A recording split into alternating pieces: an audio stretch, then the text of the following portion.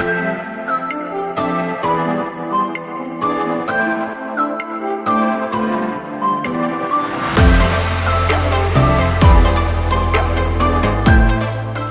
Viewers, welcome to আজকের ভিডিওতে আমি আপনাদের কর্ণফুলী টানেল থেকে চট্টগ্রামের শাহ আমানত আন্তর্জাতিক বিমানবন্দর পর্যন্ত দেখানোর চেষ্টা করব এবং চট্টগ্রামের কর্ণফুলী টানেল সম্পর্কে বিস্তারিত কিছু তথ্য দেওয়ার চেষ্টা করব।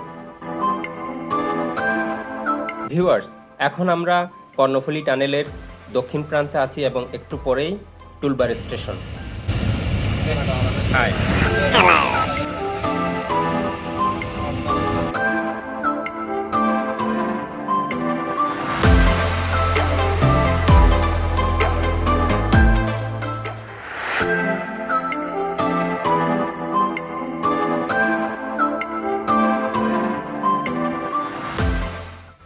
2019 সালের ফেব্রুয়ারি মাসের 24 তারিখে এই টানেলের নির্মাণ কাজ শুরু হয় এবং 2023 সালের অক্টোবর মাসের 28 তারিখে এই টানেল উদ্বোধন হয় এবং যান চলাচলের জন্য উন্মুক্ত করা হয়। মূল টানেলের আগে দুই পাশেই ছাতার মতো দুইটা ছাউনি আছে। এখন আমরা সেই ছাউনির নিচে অবস্থান করছি এবং একটু পরে আমরা প্রবেশ করব। টানেলের এই জায়গায় আগে বঙ্গবন্ধুর নাম ছিল, সেই নামটা মুছে দেওয়া হয়েছে এবং আমরা মূল টানেলে প্রবেশ করলাম। মূল টানেলের দৈর্ঘ্য 3.32 কিলোমিটার এবং দুই পাশে অ্যাপ্রোচ রোড সহ দৈর্ঘ্য 9.39 কিলোমিটার। দর্শক, এটি বাংলাদেশ এবং দক্ষিণ এশিয়ায় নদীতল দেশের প্রথম ও দীর্ঘতম সড়ক সুড়ঙ্গ পথ। এই টানেলের মধ্য দিয়ে ঢাকা, চট্টগ্রাম ও কক্সবাজার মহাসড়কের সাথে সংযুক্ত হওয়া যায়। এই টানেলের দুইটি লেন আছে এবং জলপৃষ্ঠের নিচে গভীরতা 18 থেকে 30 metre.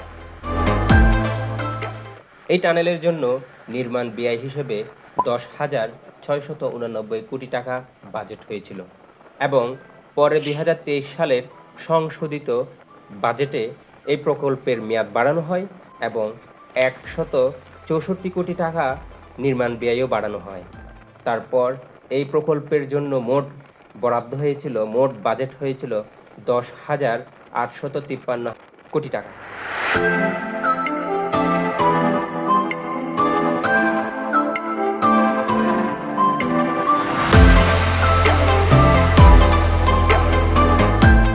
China communication construction company limited এই প্রকল্পটি বাস্তবায়ন করে।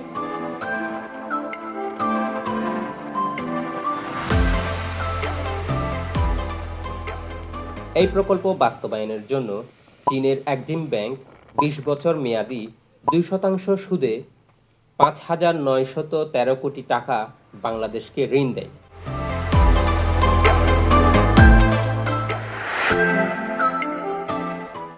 দর্শক, এই হলো কর্ণফুলী টানেল নিয়ে কিছু তথ্যবহুল কথা। আর এখন আমরা আমাদের গন্তব্য চট্টগ্রাম শাহ আমানত আন্তর্জাতিক বিমানবন্দরে অবস্থান করছি। এটি চট্টগ্রাম শাহ আমানত আন্তর্জাতিক বিমানবন্দরের মেইন গেট। আর মেইন গেট অতিক্রম করার একটু পরেই একটা চত্বর দেখা যায়। সেই চত্বর থেকে বিমানবন্দরের বিভিন্ন জায়গায় যাওয়ার অ্যাক্সেস পাওয়া যায়।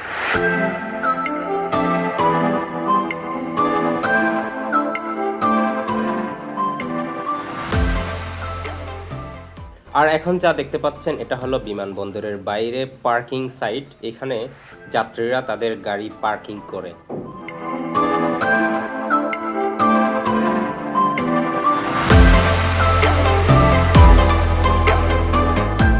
আর এটি হলো প্যাসেঞ্জার টার্মিনাল। এখানে যাত্রীরা লাইন ধরে, সিরিয়াল ধরে অপেক্ষা করে, বিভিন্ন রকমের চেকিং হয়। এ হলো আমার ছোট ভাই মানিক, সে আজকে কাতার চলে যাচ্ছে, তো তার জন্য দোয়া করবেন। এর মধ্যে দিয়েই আমরা আমাদের আজকে ব্লগ শেষ করব। ব্লগটি ভালো লাগলে শেয়ার করবেন, লাইক করবেন, সাবস্ক্রাইব করবেন আমার চ্যানেল। টাটা।